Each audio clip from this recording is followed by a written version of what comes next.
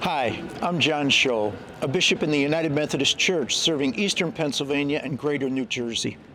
The first General Conference I attended was in 1972, and here I am today in 2024 attending the General Conference in Charlotte, North Carolina.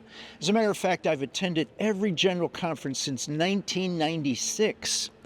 And I want to say that this General Conference is the General Conference that has worked together the best. I've watched delegates of different opinions and different theologies and different understandings all working together to help move the church forward. It's been amazing. And today I want to talk with you about three things. The first thing I want to talk with you about is the budget. We heard a report on the budget, and this is essentially what was said.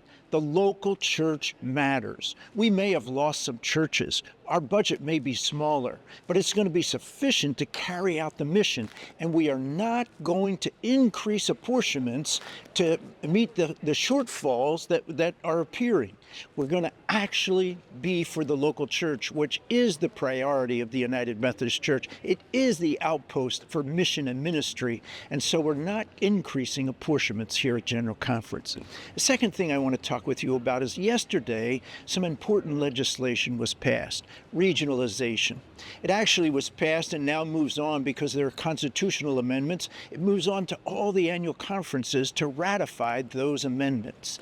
And regionalization was really brought by our sisters and brothers in the central conferences who said, we've got to begin to work differently, to act differently as the church. That we have to think more contextually, that the people in Africa are not necessarily working and grappling with the same things as the people in Europe. And the people in the Philippines are not grappling with the same things as the people in the United States. And so there's going to need to be more contextualization, a little more variety as we carry out our mission and ministry. And so there'll be four regions, one in Europe, one in Africa, one in the Philippines, and one in the United States. And they'll have opportunity to help shape and create their mission and ministry that's contextually based.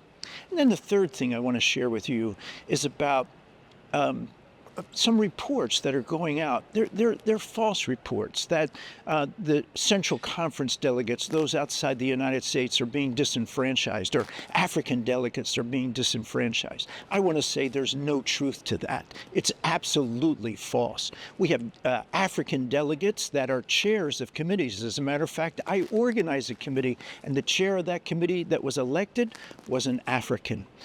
We've seen Africans speaking on the floor. We've seen them bringing amendments. We see them bringing motions. They are deeply involved in everything that is happening. And it was the Africans and the Filipinos that really began the movement for regionalization.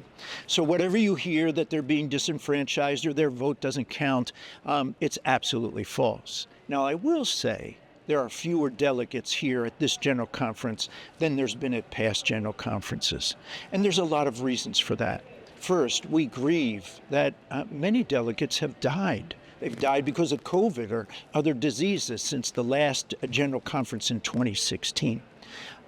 Also, there are delegates that were not able to get visas. The United States getting stricter in giving out visas. And so many of our brothers and sisters who serve faithfully in congregations and serve the church in countries around the world had difficulty getting visas. And also, there's just been a long time lag, and some delegates have left the denomination. So yes, there are fewer delegates here, but everybody is represented and everybody is working together.